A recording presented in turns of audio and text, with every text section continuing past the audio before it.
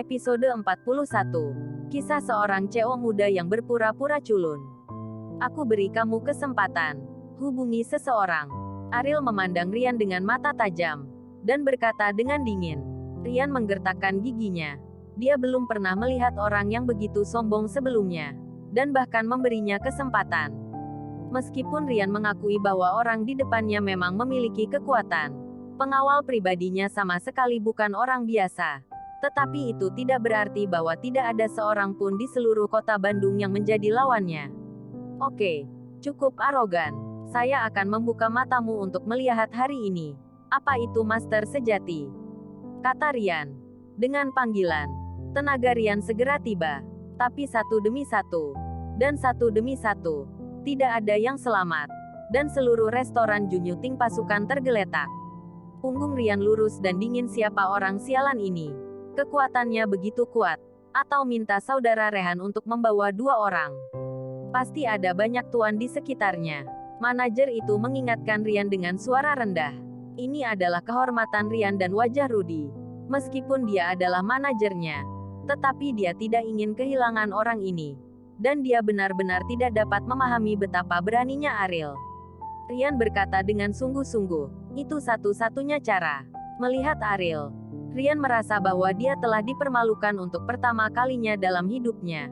Dan berkata dengan marah, adik laki-laki. Jalanmu telah berakhir. Jangan salahkan aku. Biarkan Rehan maju. Masalah ini tidak sesederhana permintaan maaf.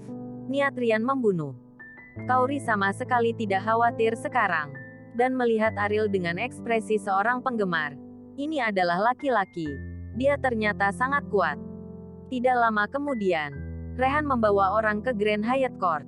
2 pria kekar dengan otot-otot yang besar tinggi dan besar. Dan mereka sulit untuk dihadapi pada pandangan pertama. Tapi ketika Rehan melihat Ariel, seluruh tubuhnya sangat bersemangat.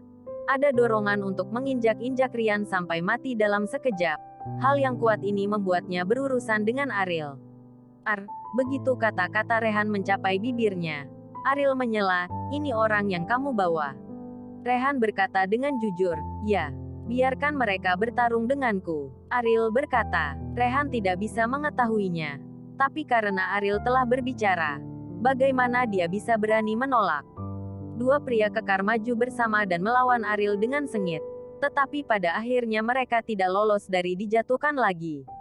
Rehan benar-benar bingung. Bahkan orang-orang yang dibawa Rehan bukanlah lawannya. Siapa lagi yang bisa menghentikannya di Bandung? Apakah kamu masih ingin menelepon seseorang? Ariel bertanya pada Ryan. Menoleh. Pada saat ini, Ryan tiba-tiba menyadari bahwa pemuda ini tidak sombong, tetapi memiliki kekuatan yang nyata. Keringat dingin di dahinya memandang Rehan. Bawahannya dipukuli dengan cara ini. Dan dia bahkan tidak mengatakan sepatah kata pun. Melihat Ryan tertegun, Ariel berjalan ke depan Ryan dan menendang dada Ryan. Ryan menderita pukulan berat di dada dan hampir menghitamkan matanya. Dia jatuh ke tanah dengan mulut terbuka lebar. Jelas sulit bernafas. Membuat masalah yang tidak masuk akal. Apakah kamu masih puas? Ariel berkata dengan dingin. Ryan tampak pucat. Dan berkata kepada Rehan. Saudara Rehan, selamatkan aku. Rehan berdiri di sana. Tidak berani bergerak. Berpikir bahwa Rehan akan menyelamatkannya. Soalan kamu mau membuatku masuk dalam masalahmu sebagai target. Aku hanya seorang adik laki-laki di depannya.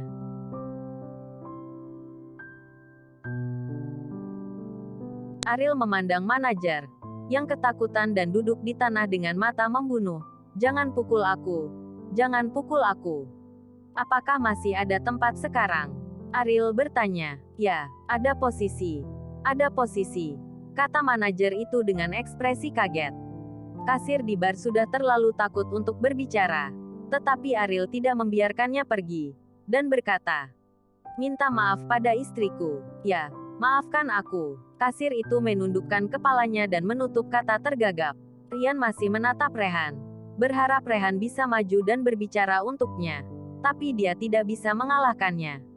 Bagaimana dia bisa menekan arogansi orang seperti Rehan? Tapi Ryan kecewa. Rehan berdiri di sana dengan tangan di pahanya. Ryan dikejutkan oleh adegan ini. Bahkan Rehan tampaknya tidak berani memprovokasi dia. Orang macam apa pemuda ini?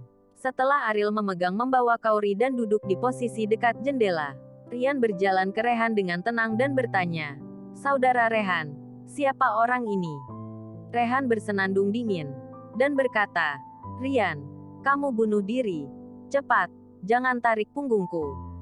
Jika ini masalahnya, dirugikan olehmu, aku tidak akan pernah membiarkanmu pergi." Setelah insiden Indra, Rehan tahu bahwa posisinya dalam pikiran Ariel telah terdegradasi. Jika Ariel marah kali ini, itu akan menjadi pertanyaan apakah dia bisa mempertahankan posisinya saat ini. Sementara manajer dan kasir masih bertanya-tanya bagaimana Rian akan membalas terhadap Ariel. Rian melakukan sesuatu yang mengejutkan mereka. Ke arah Ariel, berlutut di bawah kaki Ariel. Manajer dan kasir memandang Rian berlutut tak percaya. Bos Rian benar-benar berlutut. "Manajer, ini, bos kita." Kasir ketakutan. Dan manajernya tidak jauh lebih baik. Melihat mata Ariel lagi, dia penuh ketakutan. "Diam. Jangan bicara." Manajer itu berkata dengan dingin. Kaori memandang Ariel dengan mata aneh. "Mengapa kamu menatapku seperti ini?" Ariel tidak bisa menahan diri untuk bertanya. Rian benar-benar berlutut. "Bukankah kamu menghabiskan uang kali ini? Bahkan jika kamu menghabiskan uang, Rian tidak dapat melakukan hal yang memalukan," kata Kaori. "Apa yang terjadi sebelumnya?" Ariel berkata bahwa dia menghabiskan uang untuk membiarkan Rehan menyelesaikannya. Pada saat itu, Kaori tidak terlalu memikirkannya, dan percaya itu benar. Tetapi sekarang masalah ini memberitahunya bahwa itu pasti tidak sesederhana dengan uang. Siapa Rehan? Sosok di wilayah Bandung. Bawahannya tidak tahu berapa banyak penjahat. Tetapi sekarang dia bahkan tidak berani mengatakan sepatah kata pun. Bisakah ini dilakukan dengan uang? "Tidak bisa mengalahkanku. Bukankah normal untuk mengakui kekalahan?" kata Ariel. Kaori menggelengkan kepalanya dan berkata, "Jika kamu tidak bisa mengalahkanku, Rian akan berlutut dan meminta maaf kepadamu. Jika insiden ini menyebar, apakah dia masih memiliki wajah? Bukankah aku menjadi anak berusia 3 tahun di depannya?" Mengenai situasi saat ini di Bandung, Ariel tidak dapat memberitahu Kaori, terutama area kota. Jika tidak, dia pasti akan khawatir dan takut. "Kamu akan tahu di masa depan," kata Ariel. Melihat bahwa Ariel enggan untuk mengatakannya, dia harus menyerah. Tetapi dia ingin tahu tentang satu hal lagi. Dan bertanya, "Kamu selalu begitu baik? Atau apakah kamu hanya menjadi lebih baik baru-baru ini? Apa keluarga Wijaya hanya semut di matamu?" Sepanjang waktu, Ariel menjawab singkat. Kaori tersenyum bahagia dan melanjutkan, "Mengapa kamu marah hari ini? Mereka ingin melihat apa yang tidak masuk akal membuat masalah. Bagaimana saya bisa tidak memenuhi permintaan seperti itu?" kata Ariel. Kaori tahu bahwa itu karena mereka mengatakan bahwa mereka membuat masalah secara tidak masuk akal. Itu sebabnya Ariel menjadi marah. Semua yang dia lakukan hari ini adalah karena dia. Kebahagiaan yang tumbuh di hatinya terbukti dengan sendirinya. Perasaan dilindungi ini adalah terlebih lagi Kaori tak terlukiskan. "Jika suatu hari aku menjadi sangat keras kepala, apakah kamu akan tetap bersamaku?" Kaori bertanya tiba-tiba. "Ya," Ariel berkata dengan tegas. "Tidak peduli seberapa berubah-ubahnya kamu, aku akan melindungimu." Kaori menutup mulutnya dan berkata, "Saya tidak akan sengaja. Saya hanya ingin membuat mereka yang memandang rendah keluarga kami melihat saya dengan kekaguman." Ariel sangat memahami watak Kaori. Dia tidak pernah menjadi orang yang disengaja seperti itu, tetapi sangat bijaksana. Dan dia akan berpikir 2 kali sebelum melakukan sesuatu. Di keluarga Wijaya selama bertahun-tahun, Kaori telah menderita terlalu banyak perlakuan tidak adil. Jika dia sengaja, dia akan memisahkan diri dari keluarga Wijaya sejak lama. Sambil menghela nafas, bukankah itu hanya untuk membuktikan dirinya kepada keluarga Wijaya? Setelah makan, Rian berlutut dan saling menyapa. Rehan akhirnya lega melihat Ariel tidak melanjutkan masalah itu. Ariel bukan tipe orang yang membalik masalah lama. Karena dia belum mengejarnya sekarang, itu berarti masalah ini sudah selesai. Kamu beruntung kali ini. Dan kembangkan matamu nanti. Juga, kamu sebaiknya menutup mulutmu erat-erat dalam masalah ini. Kalau tidak, aku tidak bisa menjamin apa yang akan terjadi, kata Rehan dingin kepada Rian. Rian mengangguk berulang kali dan menyentuh keringat dingin di dahinya. Dia tidak berani lagi penasaran dengan identitas Ariel. Karena kata-kata Rehan sudah menjadi pengingat yang sangat jelas bahwa jika dia harus mati, dia akan menyesalinya. Itu sudah terlambat. Kalian ingat bahwa apa yang terjadi hari ini tidak boleh bocor, kata Rian kepada staf toko. Bersambung.